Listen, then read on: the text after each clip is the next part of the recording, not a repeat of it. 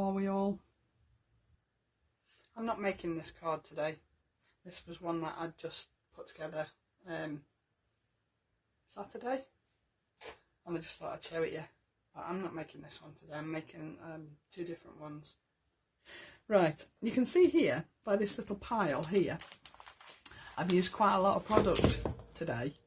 In fact, I'll probably take a couple of these out, because I was going to do a third card, which I'm now not going to do, because I suddenly realised that the card I was putting together, I hadn't used the Crackle Embossing Folder on it, so I shall save that for another day. I might even do that on Thursday. So as you can see, the main sort of focus of today is going to be the Crackle folder, and it's just so versatile. You don't have to use it as is. Just because it's an A6, you don't have to use it as A6. You can make it square, you can make it DL, anything you want, because that's the versatility of them. All you need to do when you're embossing with them is, if you want to extend it into a DL, just hang it over the edge of your plates. So if you take your, if I find the folder, you take your cute little folder. I mean, how fabulous is this? It's so gorgeous. It's just so versatile. I've actually done the inking of the folder. If I just show you, I inked the folder and then ran it through, and then I cut some leaves out of it, and this is what will be Thursday's card. So you don't have to just use it as a background. I just thought it gave a little bit of interest to the leaves, and I've over inked the green with another green, and this green is the new, out of the new colour set. This is the Margarita. This is going to be one of my absolute favourite colours. It's a beautiful, beautiful colour. These colours are all new colours as well, but I'm not going to show you those. I'm going to save those. I might use them on Thursday, we'll see. But yeah, you don't have to use it as a background folder. If you want to make it into a DL, if you emboss the first piece, but when you're using your plates, if I just get my plates, obviously I would only use two, and move that out of the way. Emboss your first piece, but what I did was I hung my card over the edge, right, so that there's sort of a couple of places on this folder that have got large open spaces, and I didn't particularly want that on what I was using, so I just moved my card down a little bit.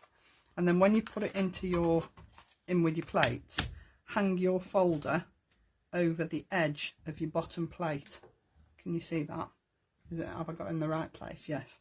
So hang it over the edge of your folder, and then put your other plate on the top, so that when you run it through your machine, the harsh edge, which is here, isn't going to mark your card. Okay, and then all you would do is take it out, turn your card round, and put your other end of the card into the folder and do exactly the same again. Okay, so you can make it into whatever size you want. It works both ways. You can also make it square as well, so you do exactly the same, just put it over the edge of your plate, but do it that way instead, and it works exactly the same. So you can make it square, you can make it DL, you can make it any shape you want. So, you know, don't think I've got to use it as A6, because you haven't, and I'll prove that to you in a second. So that's the fabulous little folder. There are two others, obviously. So the other ones are the swirls and that fabulous parquet flooring. Absolutely fabulous. So let me show you the first one that I'm just going to put together. I've done all the work on it because I did the work sort of last week, really. So I've put my card base down. This is an 8x8, and I've just cut a piece of black card, which is slightly smaller than that 8x8 as my mat and layer. Move these out of the way. And then you will remember me doing this last week, and I said I would use it on a card, which obviously I'm doing now. but I've stamped one of the beautiful little script sentiments on here. Believe in yourself just a little bit more. And I've used Lisa's Falling Snow blending ink pad.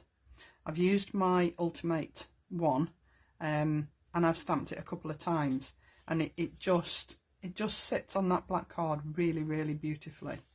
So I wanted to use the Crackle Embossing Folder, so I ran it through on black card, and then I used the I think it's the Truffle Interference ink pad, which obviously is brown on white card, and on black card it's blue, and I love this blue. But see here where there's sort of a big splodge of blue, that's where those open areas are on the folder. So yeah, so I ran it through and then I inked it using the sponges with the Truffle, which obviously comes out blue on black card, because I wanted it to sort of tie in with the hydrangeas that I did last week. And quite simply, all I'm doing is I just wanted it sort of clean and classic looking. So I just want to make sure that I'm lining this up so that it's all level and equal, and then I can place my pieces down. And then all I'm going to do quite simply is add some of Lisa's pearls, and these were really early on pearls, and they're sort of a two-tone colour, and they are really, really lovely, and I haven't used them very often, but they just fit perfectly for this card because the colours are just perfect, which you'll see in a sec. So really it's just offsetting that embossing folder with this image, and I just thought they all went together really, really well. So that's why I've utilised what I did last week when I got a little bit overexcited. You did make me laugh on Friday night when you were saying how excited I'd got. I didn't realise I was quite that bad. But when you get your inks home, I promise you will feel exactly the same. Honestly, you will. Okay, so that is quite simply all I'm doing apart from my pearls. So all I'm doing is adding a little bit of glue down here just for my two pearls, and then the same down here just for symmetry, which to be honest I don't do very often, but I think there are times when it just works. But I mean, aren't these pearls beautiful? What a fabulous colour. And I think there were 4 different ones, and the one lot looked like little apples because they're red and green. Okay, so that really is as simple as it gets, but how effective. I just think it's, for me, this piece looks like something you'd buy out of a shop. So there you go, that's my first one. Okay, so I've used on there the Crackle, obviously the fabulous Hydrangea Bloom stencils. Didn't use those. I've used the Believe in Yourself scripted sentiments. I'm not sure whether there's any of those still in stock. Obviously I've used the embossing folder and the die, and those are for the others. So that's the one card. I really like that. I'm quite pleased with that. And then this one was a little bit more involved. Now you'll notice I've done all the die cutting, all the inking, everything sort of just ready, because I thought I got so carried away last week. I just wanted this one to be sort of a little bit more relaxed and peaceful and calm, because I can't do that much excitement every week. I'd be a nervous wreck. No, Catherine, they're not, unfortunately. They're one of those things that have shot up in price so much that it's not really cost effective for Lisa to bring them to you. I'm sure if the prices come down, I know that she will look at them again.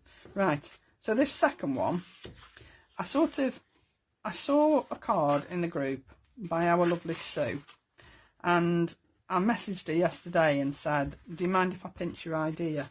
Because I thought it was just such a lovely idea. Mine's not exactly the same, and I'm sure I've probably done it a little bit different to what Sue's done it. But it works, it looks good. Well, I think it looks good.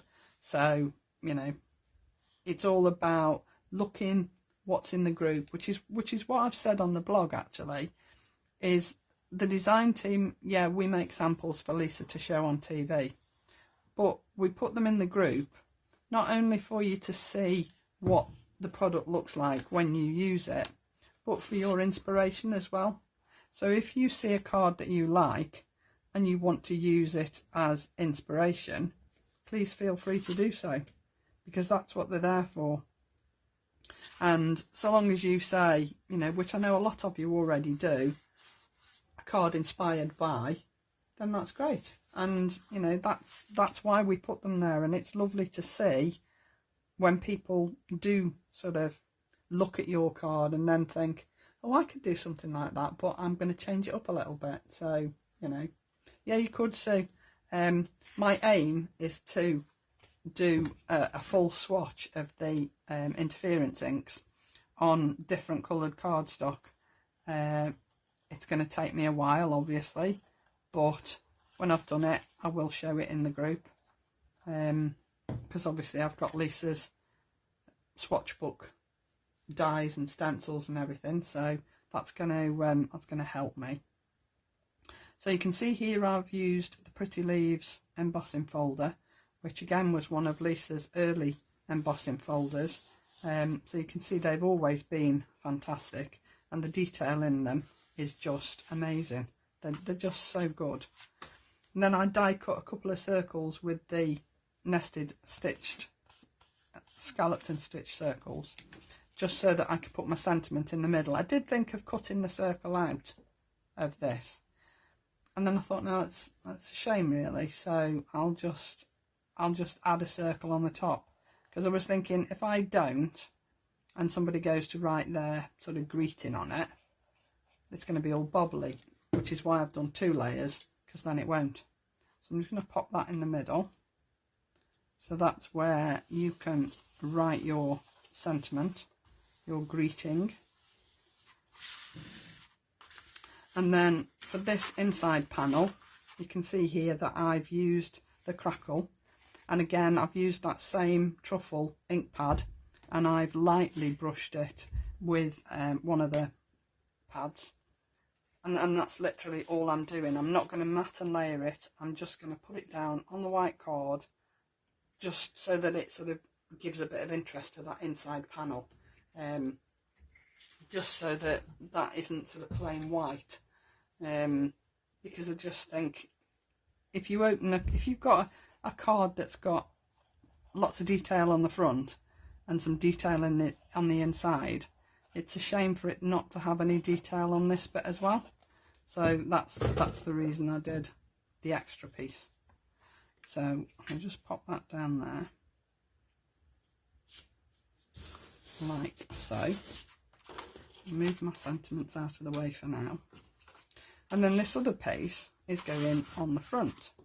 Now you can see here that I've cut out the shape of the hydrangea blooms, okay, and this is where I've had the idea off Sue, because I think Sue's is the Tide bouquet, and I think what she's done is she's stenciled it onto a piece of plain card, and then she's cut the die out of another piece of card and put that over the top and run it through the Crackle Embossing Folder. So I've sort of done mine in a similar fashion, but all I've done is, again, I've extended the Crackle folder to fill my piece of card, just so that it's the same size as this piece really, and you can see there that's going to fit in there. Now I was just going to put it in like that, but for me it doesn't show up properly, so I'm going to put this piece down and then I can add all the rest of the pieces, because I've cut it twice. I've cut it again in white, and I think if I add the white behind the black, it will just make it sort of sit up and pop a little bit, and I think it will look better. So there is, you know, there's always a way of making your embossing folders look a little bit different to just an ordinary background embossing folder. You know, just, it's about thinking outside the box sometimes, isn't it, and just thinking a little bit differently. But when I saw Sue's, I thought, what a fabulous idea. So I did say, did she mind? And she doesn't, bless her. So thank you, Sue. A, for the idea, and B, for saying I could use it. Okay, a bit of glue there, but it'll dry clear. So now I can add my Hydrangea Blooms white piece down, but I know I'm only going to need to add glue on this main piece here. And of course the other thing that adding this piece does is it gives you a background for your embossed piece, so that when you open the card, you're not looking at an embossed piece of card, you're looking at a plain piece of card. So I'm going to place that down, and then I'm just going to make a light pencil mark where I want the glue to go to, so that I don't over glue it. So I'm only putting glue on this side. I'll do it like that, and then hopefully I won't get any glue on the main piece of card. So I'm going to pop that down there, and I know exactly where to put it because I've already got the cutout piece. And that's given me my backing for my hydrangea. Okay, and then I can add this on here, and because I've got this white background, I can make this front piece really pop just on that piece of black card there, so it's not sort of blending in, it's sort of sitting proud and popping out a little bit. Right, so I can put glue on all of this because obviously I've got a full piece here that's going to sort of give me my piece to stick this to, and I haven't got to worry about not getting glue in the wrong places. So then I can just add that down there. Ever so slight shadow. I don't need it to be really, really obvious. I just want it so that it's going to sit sort of so that it pops on this black. That's what I want it to do. So I'm not so worried about this side. This is the side I wanted it to pop on. And then all I've done is I've just cut a couple of sentiments just to add to the front of the card. So I'm going to put this one down here, and I'm not going to put it right down the bottom because I just don't think it looks right. So I'm going to add it here, and I think I might just add it, this one, 3D I think, but the one that's going inside I'll just add flat, because otherwise the card's not going to close properly, or it's just going to make life a little bit too difficult. Sorry, I'm a bit croaky today, I don't know why. Okay, so I'll just add this down here, like so. I mean, you could add some gems top corner if you wanted to, just to lift it a little bit, but I don't really think it needs it. I did think about, I've gone a little bit high with that, but never mind. I did think about inking this one the same as I'd inked this one, but I decided against it. I'm not really sure why. I just thought, no, I won't. I'll leave this one plain, put the interest on the inside, because if I add the ink on this one, will it detract from the Hydrangea Blooms? And they're so beautiful that I didn't want anything to sort of detract from those. So where am I going to put this? Now you see I've put them on the wrong side now. Excuse me while I just go and have a little bit of a meltdown, because I did this earlier on and I measured them and I thought, well, that's not going to go in there because it's too long. So I know what I'll do, I'll put it on the front. And I haven't put it on the front after all that. Never mind. Best laid plans and all that. Okay, let's have another go. We'll pop that on the front, because I've got just that little bit more room on the front, and it's not going to matter if it overhangs slightly, but of course it can't overhang on the inside, because otherwise my card won't fasten properly. Now I know I said I wasn't 3D in this one, but it's got 3D glue gel on it, but I'm just going to press it down a little bit more, just so that it is secure, and it won't matter if it gets squashed then. So there you go. And this was just an ordinary 7x7 card. Sorry, I've zoomed in a little bit and I keep cutting the bits off the card, but I wanted you to sort of see this in close up. Let me see if I can. There we go. Let me zoom out a little bit and hopefully you'll be able to see a little bit more. There you go. Okay, so that's my second one and that's my first one. But I just think that Crackle Embossing Folder is just so versatile. If I bring the other one in as well, so you can see there are totally different looks using the same folder. And I just think it's such a beautiful folder, and the other two are equally as beautiful. The swirls, I think, is probably going to be another of my absolute favourites. So there you go. Thanks very much for joining me. See you soon. Bye now.